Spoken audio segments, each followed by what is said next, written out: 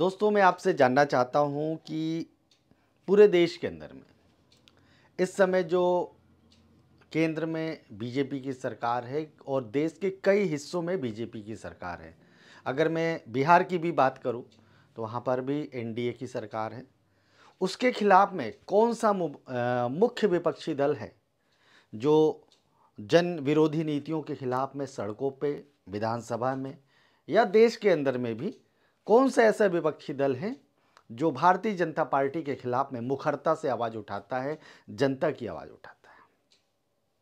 और बिहार के अंदर में अगर मैं आपसे जानूं कि कौन से ऐसे राजनीतिक दल हैं जो सिर्फ चुनाव में नहीं बल्कि पूरे 5 साल या जब से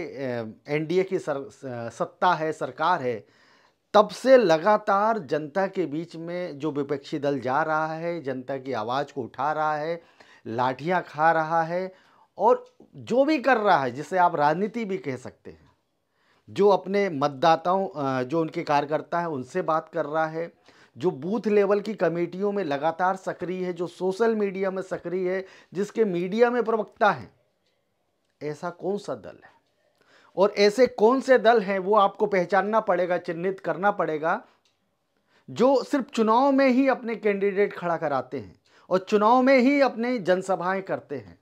और जो ऐसा करते हैं तो क्या चुनाव में परिणाम उनके पक्ष में आएगा? फैसला आपको करना है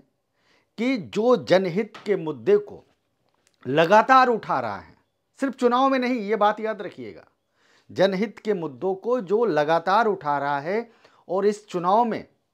अपनी सक्रियता निभा रहा है और मुख्य विपक्षी दल बना हुआ है, क्या आपको उसको अपना विकल्प चुनना चाहिए या ऐसे दलों को जो पूरे 5 साल गायब रहते हैं, आपके मुद्दों पर बात नहीं करते? तो आने वाले चुनाव में, और खासकर जो बुद्धिस्ट हैं, जो बाबा साहब के अनुयायी हैं, बिहार विधानसभा की अगर मैं बात करूं,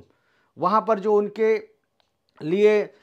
महागठबंधन ने जो मुद्दे लेकर आए हैं, जैसे महाबोधि महाविहार मुक्त करने की बात कही है, तो आपको उनका साथ देना चाहिए। आपके मुद्दे की जो बात करें, आपको उनका साथ देना चाहिए, ना कि सिर्फ चुनाव में आए और भाषणबाजी करें। धन्यवाद।